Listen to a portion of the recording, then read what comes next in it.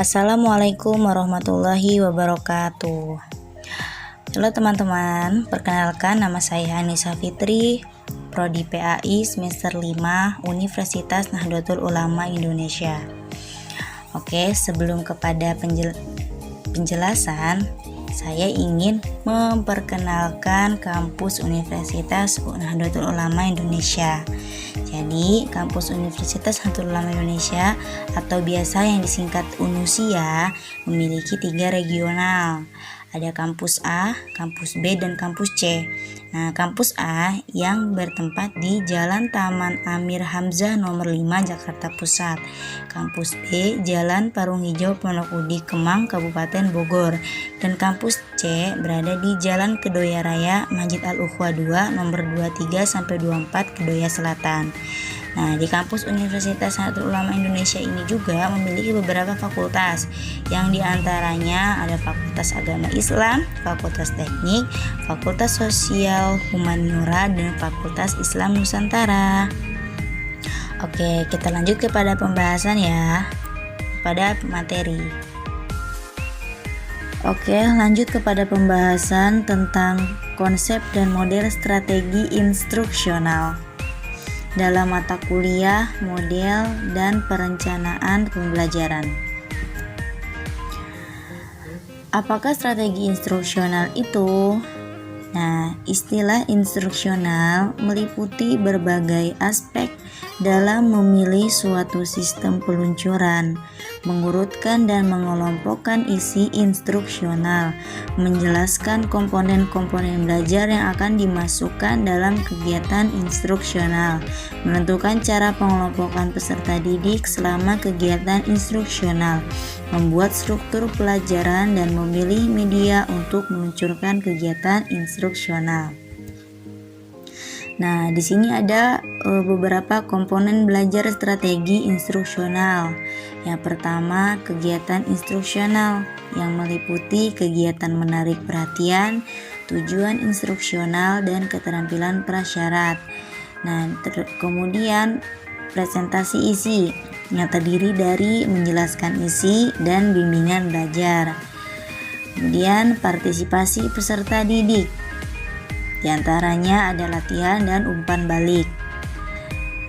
Ada lagi penilaian yang terdiri dari tes keterampilan awal, dan tes akhir. Lalu yang terakhir ada kegiatan tindak lanjut, di antaranya memberi bantuan untuk mengingat dan pertimbangan penerapan. Lanjut kepada komponen utama pertama, yang terdapat urutan kegiatan instruksional. Nah, dari urutan kegiatan instruksional ini terdapat 3 bagian. Yang pertama, subkomponen pendahuluan. Di sini ada 3 penjelasan. Yang pertama, penjelasan singkat tentang isi pelajaran, penjelasan relevansi isi pelajaran baru, dan penjelasan tentang tujuan instruksional. Nah, apa sih komponen pendahuluan itu? Nah, jadi kegiatan awal tersebut yang dimaksudkan untuk mempersiapkan peserta didik agar secara mental siap mempelajari pengetahuan, keterampilan, dan sikap baru. Yang kedua, subkomponen penyajian. Di sini terdapat 6. Yang pertama ada uraian. Apa itu uraian? Jadi penjelasan tentang materi pelajaran yang menyangkut teori, konsep, prinsip, dan prosedur yang akan dipelajari peserta didik. Lalu contoh dan mencontoh, yaitu benda atau kegiatan atau deskripsi yang mempresentasikan secara konkret dan praktis dari teori, konsep, prinsip, dan prosedur yang terdapat di dalam uraian. Yang ketiga, latihan. Nah, latihan ialah kegiatan peserta didik dalam rangka menerapkan teori, konsep, prinsip, atau prosedur yang tadi yang sedang dipelajarinya ke dalam praktik. Next, di sini ada tes formatif, yaitu satu set pertanyaan yang untuk dijawab atau seperangkat tugas untuk dilakukan dalam rangka mengukur tingkat pencapaian dan kemajuan belajar peserta didik. Lalu rangkuman. Nah, rangkuman di sini ialah uraian singkat tentang pembulatan teori, konsep, prinsip, dan prosedur yang telah selesai dilaksanakan pada tahap penyajian. Yang terakhir ada glosarium, yaitu daftar istilah teknis dan pengertian masing-masing yang telah digunakan selama tahap penyajian. Bagian yang ketiga, subkomponen penutup yang terbagi menjadi dua, yaitu umpan balik dan tindak lanjut. Umpan balik di sini yang mana memberitahukan hasil tes formatif yang dinamakan umpan balik.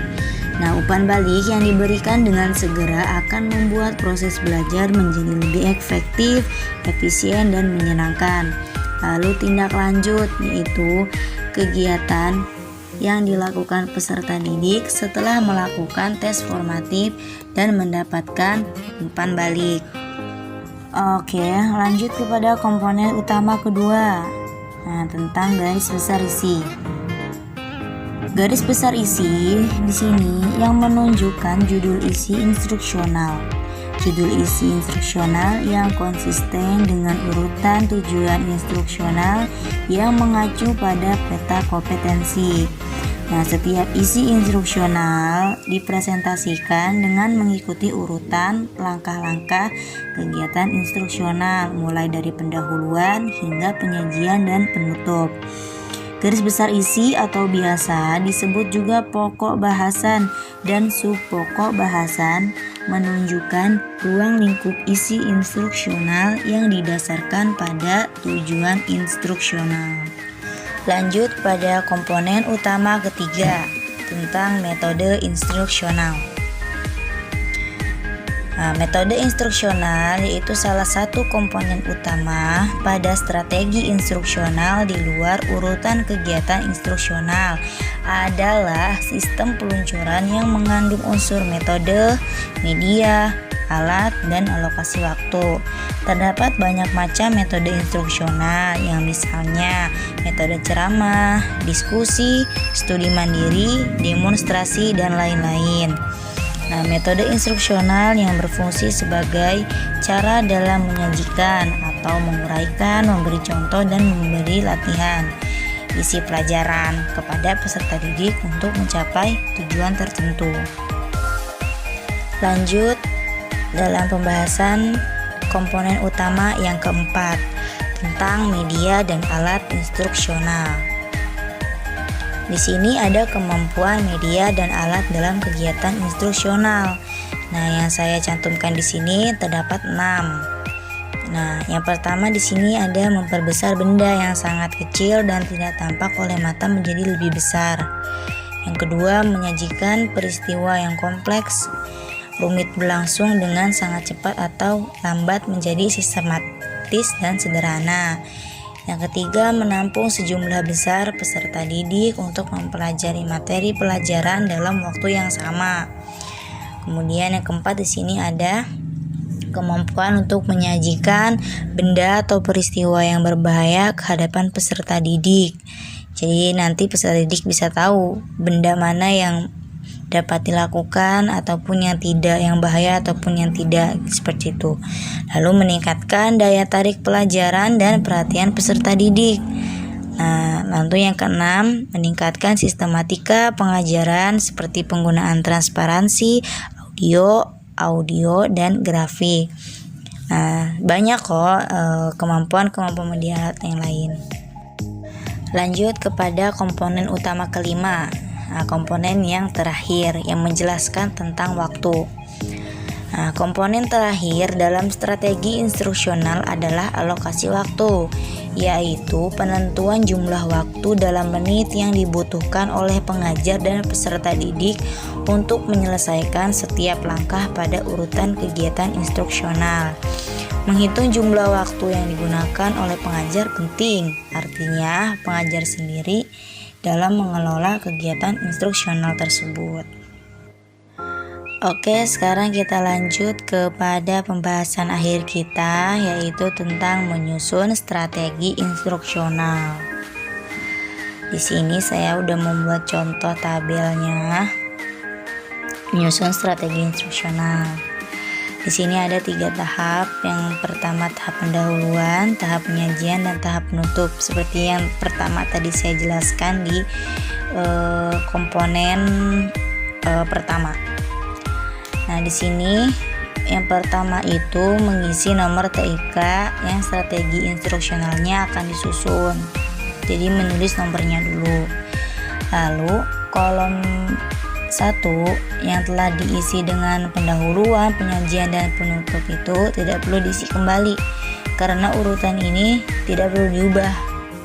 Nah, tetapi pada kolom kedua mulai harus memikirkan urutan kegiatan instruksional yang sesuai untuk menghasilkan pengetahuan, keterampilan, dan sikap yang tercantum dalam TIK. Nah, dalam kolom ketiga tentang metode yang akan digunakan untuk kegiatan yang ingin disampaikan kepada peserta didik dalam proses pengajarannya gitu. Nah, dalam kolom keempat tentang media yang dipilih untuk digunakan. Nah, kolom yang terakhir yang kelima itu tentang waktu yang dibutuhkan untuk kegiatan.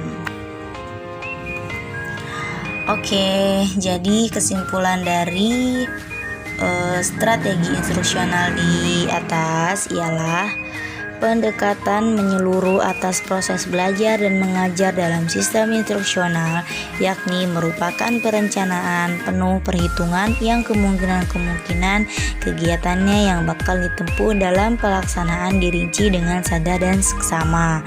Nah, untuk menyusun strategi instruksional itu harus memenuhi komponen utama, yaitu urutan kegiatan instruksional, garis besar isi, metode instruksional, media dan alat instruksional, dan yang terakhir itu waktu. Oke, terima kasih. Thanks for your attention. Udah menonton video ini. Jika ada yang mau ditanyakan, bisa lewat email ya, atau nomor telepon di bawah ini. Kurang lebihnya mohon dimaafkan, semoga bermanfaat. Wallahul muwaffiq ila aqwamit thoriq. Wassalamualaikum warahmatullahi wabarakatuh.